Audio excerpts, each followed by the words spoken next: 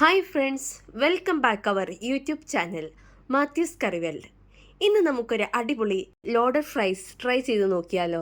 ഞാനിവിടെ 250 gram boneless ചിക്കനാണ് എടുത്തിട്ടുള്ളത്. അത് ചെറിയ ക്യൂബ്സായി കട്ട് ചെയ്തതിന് ശേഷം അതിലേക്ക് 1/4 ടീസ്പൂൺ മഞ്ഞൾപ്പൊടി, 1/2 ടീസ്പൂൺ കാശ്മീരി മുളക് പൊടി, ആവശ്യത്തിനുള്ള ഉപ്പും ചേർത്ത് നമുക്ക് നന്നായി ഇളക്കി യോജിപ്പിച്ച് വയ്ക്കാം.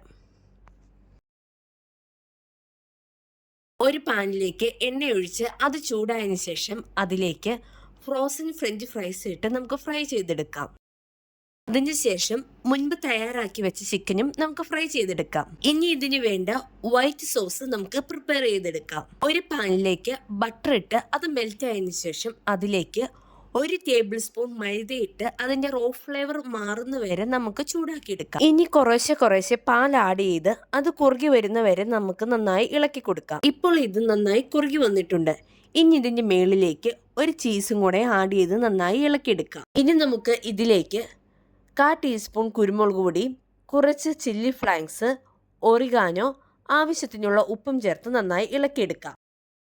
ഇനി നമുക്ക് ഫ്രൈ ചെയ്ത് വെച്ചിരിക്കുന്ന ചിക്കനിലേക്ക് 1 ടീസ്പൂൺ ടൊമാറ്റോ സോസ് ഇട്ട് നന്നായി മിക്സ് ചെയ്തെടുക്കാം. ഇനി നമുക്ക് ഫ്രഷ് മയോണൈസ് പ്രിപ്പയർ ചെയ്ത് അതിലേക്ക് ടൊമാറ്റോ സോസ് ആഡ് ചെയ്ത് ഒന്ന് മിക്സ് ചെയ്ത് വെക്കാം. ഒരു മൈക്രോവേവ് സേഫ് ആയിട്ടുള്ള ഒരു ബൗൾ എടുത്ത് അതിലേക്ക് ലോഡഡ് ഫ്രൈസ് നമുക്ക് സെറ്റ് ചെയ്തെടുക്കാം. ഫസ്റ്റ് നമുക്ക് ഫ്രഞ്ച് ഫ്രൈസ് സെറ്റ് ചെയ്തെടുക്കാം.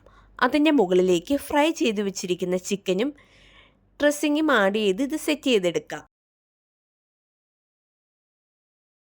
ഇതുപോലെ തന്നെ ഒരു ലെയറും കൂടെയും സെറ്റ് ചെയ്തതിന് ശേഷം നമുക്കിതിലേക്ക് മുൻപ് പ്രിപ്പയർ ചെയ്ത് വെച്ച വൈറ്റ് സോസ് ആഡ് ചെയ്ത് കൊടുക്കാം.